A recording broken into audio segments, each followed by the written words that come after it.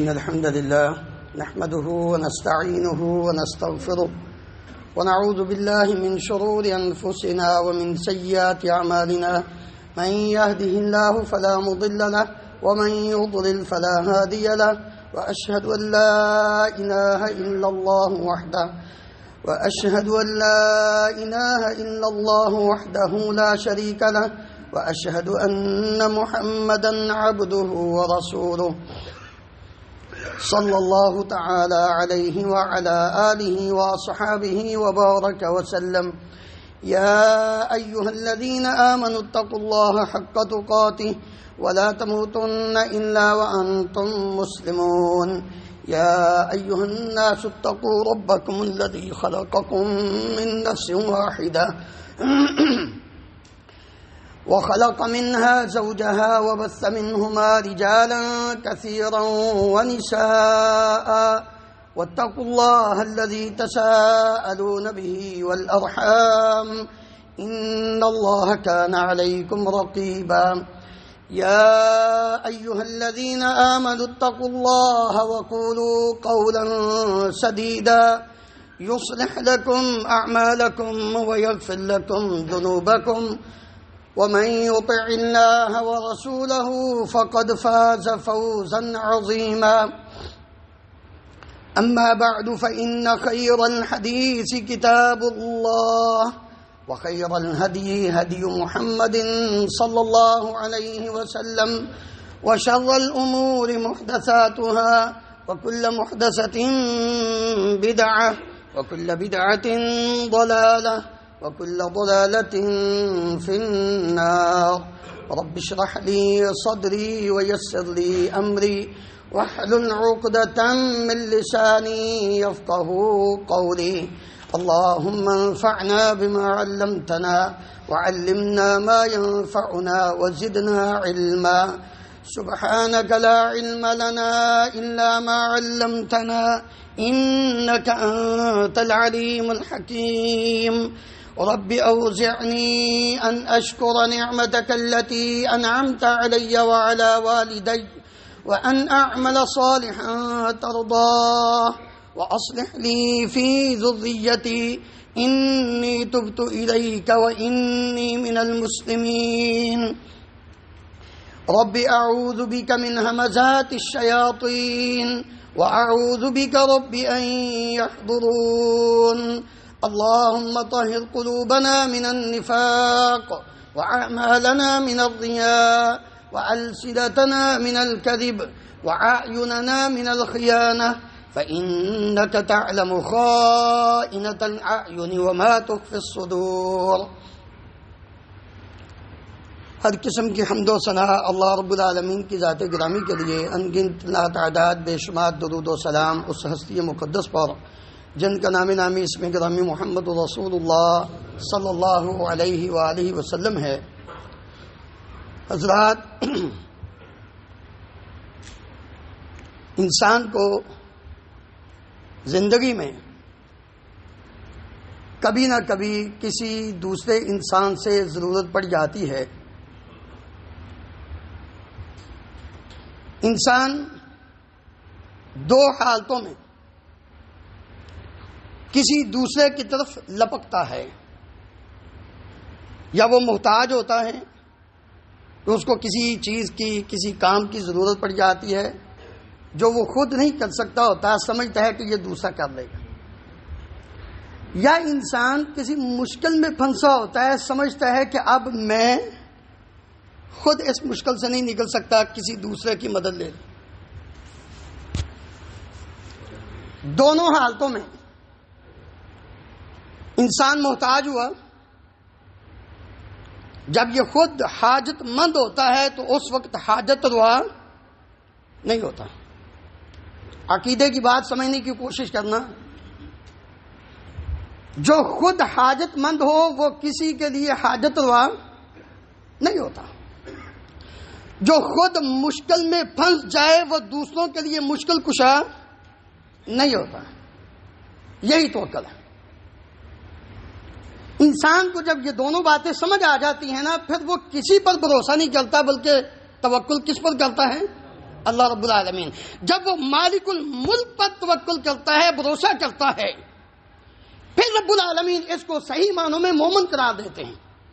انما المؤمنون الذين اذا ذكر الله وجلت قلوبهم واذا تليت عليهم آياته زادتهم ایمانا وعلى ربهم يتوکلون۔ یہ وہ لوگ ہیں، ان کو رب العالمین نے فرمایا اگر کسی نے حقیقت میں مومن دیکھنا ہو تو ان لوگوں کو دیکھو کہ جو صرف اور صرف بھروسہ کرتے ہیں تو ایک اللہ پر بھروسہ کرتے ہیں۔ کیوں؟ ان کو یہ پتا ہوتا ہے کہ جس پر ہم توکل کر رہے ہیں، بھروسہ کر رہے ہیں، اس کو کسی کی ضرورت نہیں ہے، وہ کبھی کسی مشکل میں نہیں پھنستا، کیونکہ وہ خود حاجت روا بھی ہے، مشکل کشا بھی ہے۔ اسی لیے اللہ رب العالمین نے عام بندوں کی بات نہیں، امام الانبیاء محمد رسول اللہ صلی اللہ علیہ وآلہ وسلم کو مخاطب کر کے فرمایا تھا وَتَوَكَّلْ عَلَى الْحَيِّ الَّذِي لَا يَمُوتُ۔ اے پیارے پیغمبر علیہ الصلوۃ والسلام، زندگی میں اگر کسی پر بھروسہ کرنے کا موقع آ جائے، توکل کی ضرورت پڑ جائے، تو صرف اس ذات پر بھروسہ کرنا ہے جو خود بھی زندہ ہے، ہمیشہ سے زندہ ہے، ہمیشہ زندہ رہنے والی ہے، لا یموت، اس کو کبھی موت نہیں آئے گی۔ جو پیدا ہوا خود اپنا غسل نہیں کر سکا، اپنا لباس نہیں چینج کر سکا، اپنا پیمپر خود تبدیل نہیں کر سکا، وہ دوسروں کی حاجت روائی کیسے کرے گا؟ وہ دوسروں کی مشکل کشائی کیسے کرے گا؟ اس پر بھروسہ کیسا جو انسان رب کو چھوڑ کے، اللہ مالک الملک کو چھوڑ کے دوسروں پہ بھروسہ کرتا ہے، سمجھ لیجئے اس کے ایمان میں خرابی ہے، کیونکہ رب العالمین نے قرآن مجید میں ایک بار نہیں، دو بار نہیں، 10 مرتبہ یہ بات سمجھائی ہے ہمیں، الیس اللہ بکاف عبدہ، کیا بندے کو اللہ کافی نہیں؟ یہ اللہ کو چھوڑ کے بھاگتا ہے دوسروں کی طرف، اپنے کام سنوارنے ہیں۔ وَمَن يَتَوَكَّلْ عَلَى اللَّهِ فَهُوَ حَسْبُهُ، جو اپنے رب پر بھروسہ کر لیتا ہے اللہ رب العالمین فرماتے ہیں میں اس کو کافی ہو جاتا ہوں۔ اور پھر جب انسان اللہ پر بھروسہ کرتا ہے، رب العالمین کا یہ وعدہ ہے میں اس کو، اس کے دل کو ہدایت ایمان عطا کروں گا، وہ انسان مومن بن جائے گا۔ اور توکل کا معنی بھی یہی ہے، تفویض الامر الی اللہ جل ثناؤہ، اپنے ہر قسم کے معاملے کو اللہ کے سپرد کر دو، اسی کا نام توکل ہے۔ محترم بھائیو، جب انسان کو ضرورت پڑتی ہے، لیکن اس کا یہ ہرگز مطلب نہیں کہ انسان ظاہری اسباب اختیار نہ کرے۔ ظاہری اسباب اختیار کرنا یہ توکل کے منافی نہیں۔ یعقوب علیہ السلام کے 12 بیٹے تھے، ایک یوسف گم ہوئے، بھائیوں نے جو ہوا سو ہوا، بنیامین بعد میں چلے گئے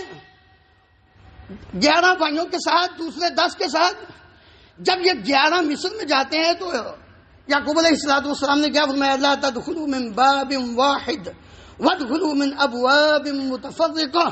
وما اغنی عنکم من اللہ من شیء ان الحکم الا للہ علیہ توکلت وعلیہ فلیتوکل المتوکلون۔ میرے بیٹو،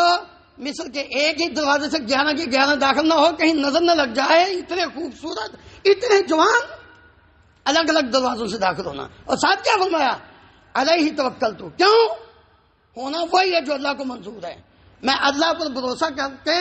آپ کو یہ حکم دے رہا ہوں کہ ایک دروازے سے داخل نہ ہونا، بلکہ مختلف۔ اور امیر المومنین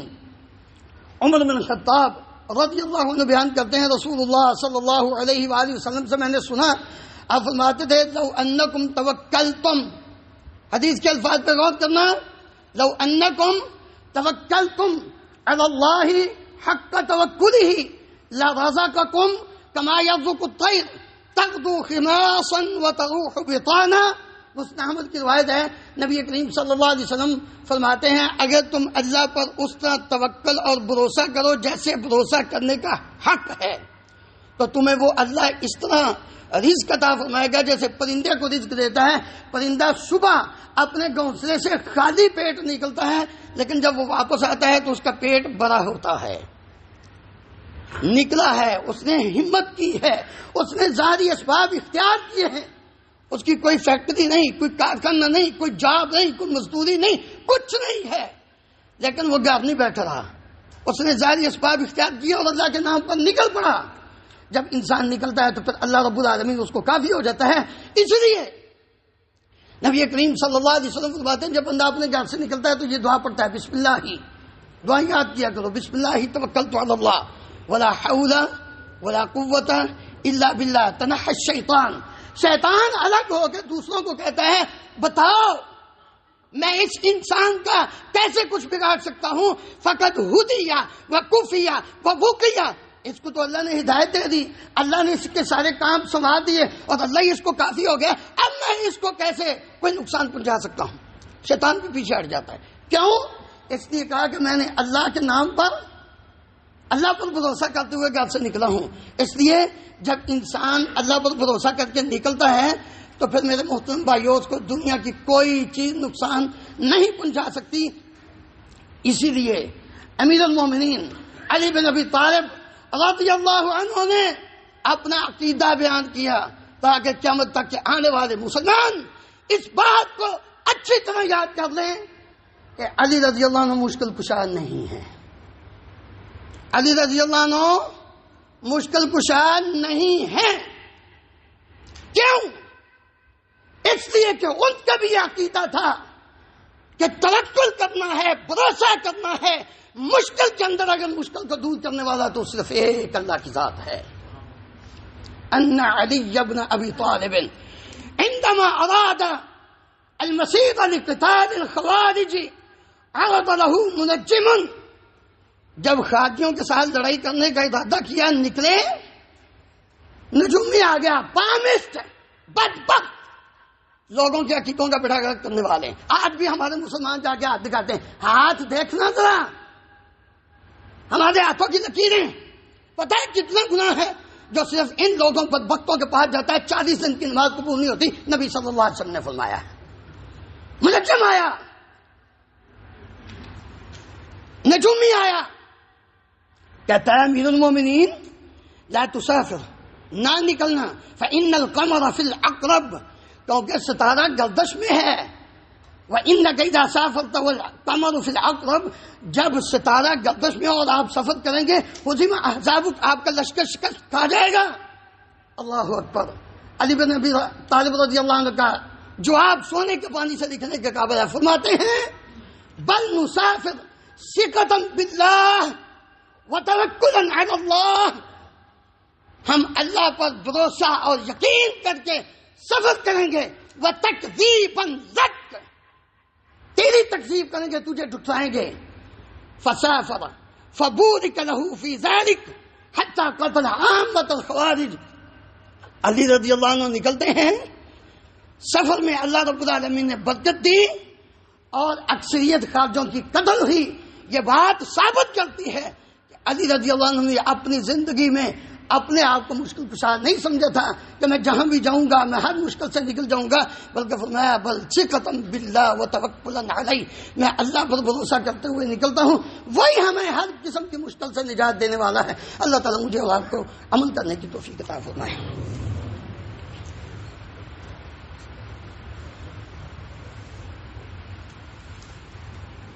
ان الحمد للہ نحمده ونستعینه ونستغفره ونعوذ بالله من شرور انفسنا ومن سيئات اعمالنا، من يهده الله فلا مضل له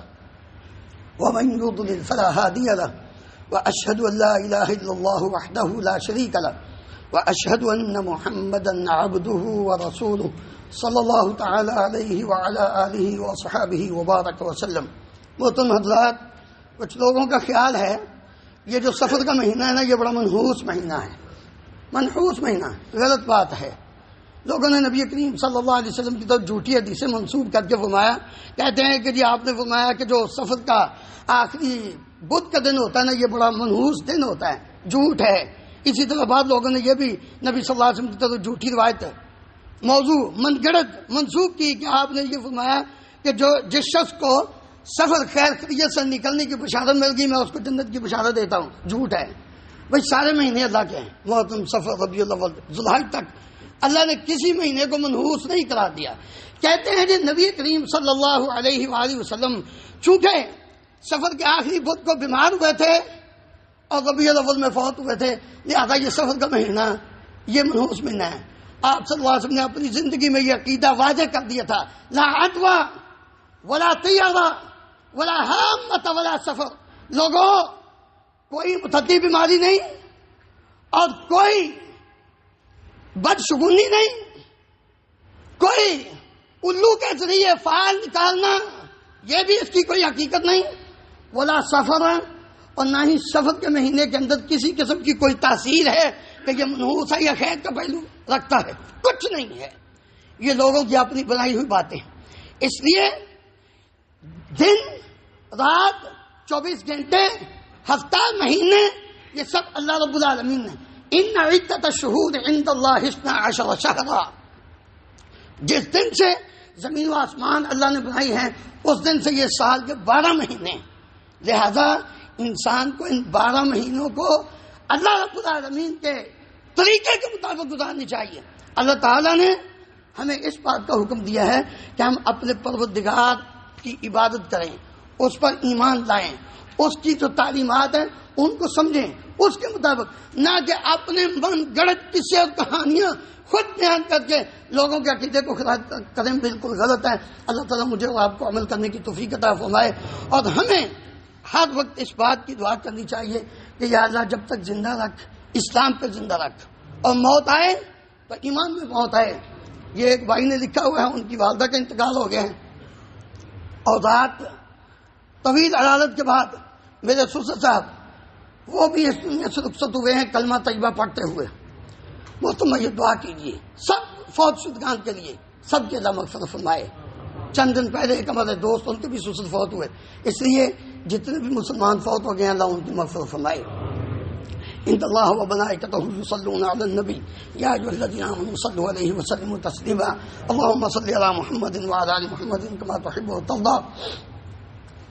اللهم اغفر للمؤمنین والمؤمنات والمسلمین والمسلمات الاحیاء منهم والاموات اللهم اغفر لجميع موتى المسلمين الذين شهدوا لك بالوحدانية ولنبيك بالرسالة وماتوا على ذلك اللهم اغفر لهم وارحمهم وعافهم واعف عنهم وأكرم نزلهم ووسع مدخلهم واغسلهم بالماء والثلج والبرد ونقهم من الخطايا كما نقيت الثوب الأبيض من الدنس واغسلهم من الخطايا بالماء والثلج والبرد اللهم اجعل قبورهم روضة من رياض الجنة اللهم اشف مرضانا ومرضى المسلمين أذهب الباس رب الناس واشف أنت الشافي لا شفاء إلا شفاؤك شفاء لا يغادر سقما اللهم انصر الإسلام والمسلمين اللهم اعز الإسلام والمسلمين وأذل الشرك والمشركين اللهم أهلك النفاق والمنافقين اللهم أرنا الحق حقا وارزقنا اتباعه وأرنا الباطل باطلا وارزقنا اجتنابه اللهم آمنا في أوطاننا واجعل هذا البلد آمنا مطمئنا رخاء سخاء وسائر بلاد المسلمين سبحان ربك رب العزة ما يصفون وسلام على المرسلين والحمد لله رب العالمين.